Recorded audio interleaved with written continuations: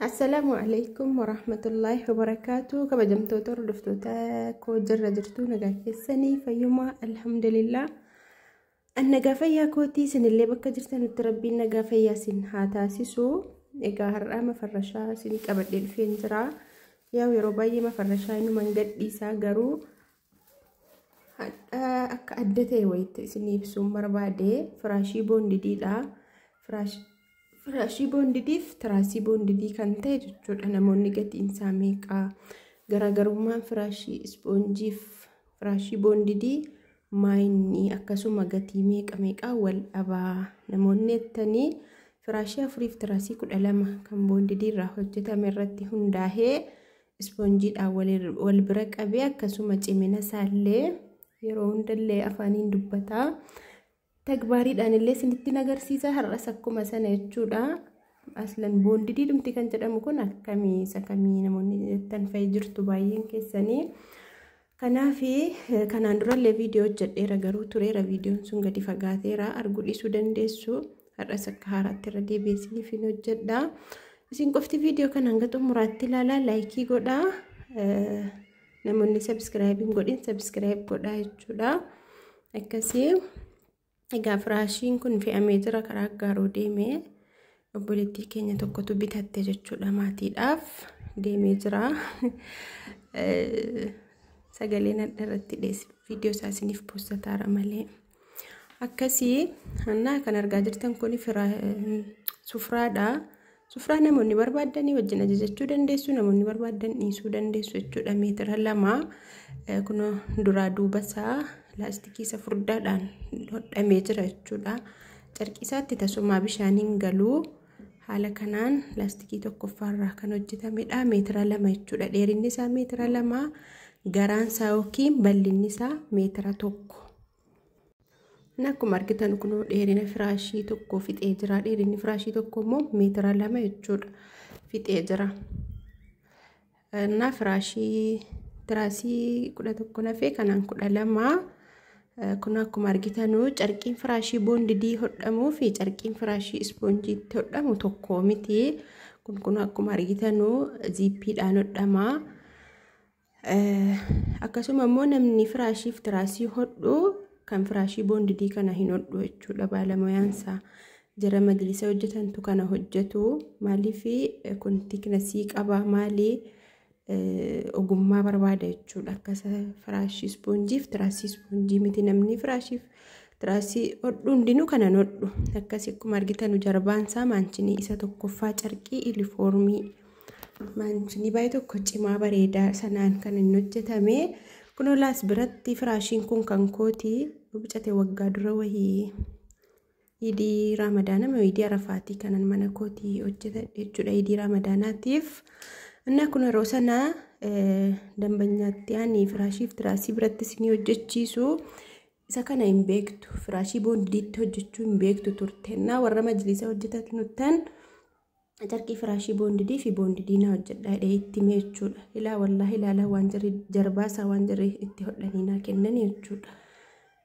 Itti mee immoo walii maskee itti mee dudduuba isaa kanatti naa galchaa jedhee itti mee kuno zarameera argitanii citeera. Yeroo tokkitti miicce carqii kana wallahi yeroo tokkitti jechuudha. Maaliif hin qoshshoshu namni xureessu hin jiru.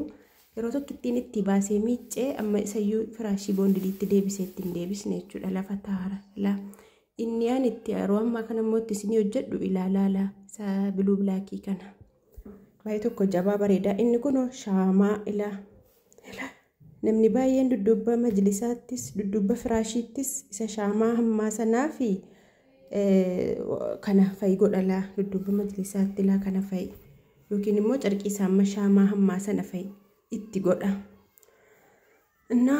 Yeroo tokkoyyuu bahee miiccamee akkas ta'e yeroo 2-3 immoo yeroo itti baafamee miiccamee akkama ta'u baay'ee tokko namichaa wallollee idiidhaa borii silaatti baasiseen daganaatti hojjechiisatti harkaan fuudhuun ture garuu ayyaana jala gahee akkamiin godhadheetuma callisee fudhadhee galee jechuudha.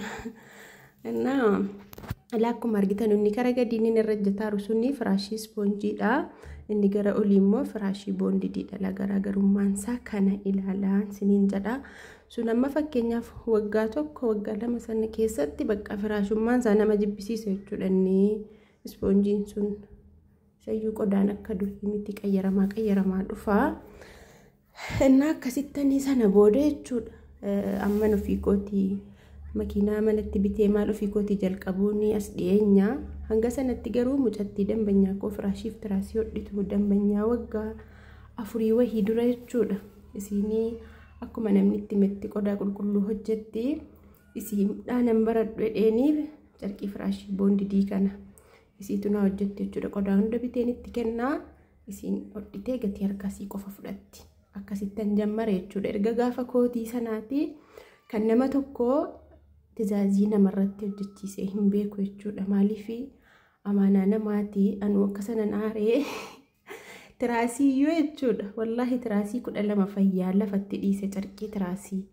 tiraasiis maaliif tiraasii tokkoffaa saboondidii an jedhee miti lammaffaa carqiin akka malee hodhamee dhaqee tiraasii bibbiceessee bakka akkasittana akkasii jedhee tana haala kanaan amaanaa nama akkamittan namarratti hojjechiisa jedheen dhiisee mucattiidhuma dambanyaa koo sana biratti isii barsiisee bariyadhee bartee isinii hojjechuu jammarte garuu amma alhamdulillah manumatti ofii meeshaa hunda guutee tan sarrateenyaa qaxaree isinii hojjechiisuutti jira jechuudha ija koo duratti akkasii kun akkuma argitanuu firaashiin kuni firaashii ispoonjiidha isa bareedaa jedhamu gaala amma kun taayigarii sababa 12 bal'inas qaba yabbinas qaba garuu tasuma hanga ruubii boondidii kanaan ga'u ilaanni gara olii suni boondidii kabarii uffatedha boondidiin ala dhufu qullaasaa dhufaa faafrikaarraa angaruu haala sanaan kunoo carqiyan soolaatti isinii hodheetan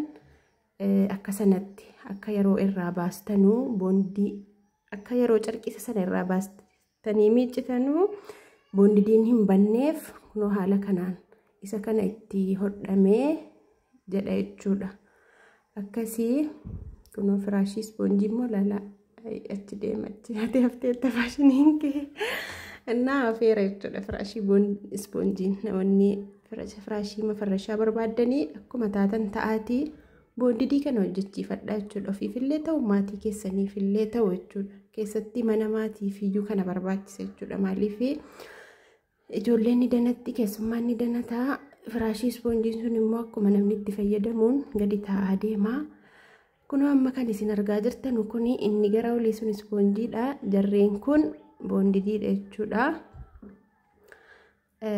inni kun ilaa kan kooti isaan mana yeroo duraa jajadhe boondidiin baay'ee bareedaadha garuu ilaa kabarii illee an haala sakara gadii sanaan itti naa hodhin jedhee carqee abujadii kanatti hodhee maalee haa ta'u bakka maaliin godha hidheetan fudhadheen galee jechuudha innaa namoonni faygatii in jabaatee maal jettanuu wanti gaariin egaa gatiin isaa inuma jabaataa amma firaashiin boondidii fi arabiyaa majlisii waa tokko inni garaagarummaa qabu hin jiru maaliif kunis boondidii sunis boondidii tariitii istaayilii arabiyaa majlisii ta'uu dhiisuu fi abbaatii kinasii 10 ta'ee haphachuu isaatiirraa malee arabiyaadhuma majlisiin garaagarummaa hin qabuun isiniin jedhaa saatii barbaaddanis immoo baalamaa tokko malee mana keessanitti itti baastanii miiccattanii itti deebifachuu dandeessu jechuudha afaadhaaf illee nama rakkisu amma olii gadii jedhee jechuudha amma isa kana laa boondidiinni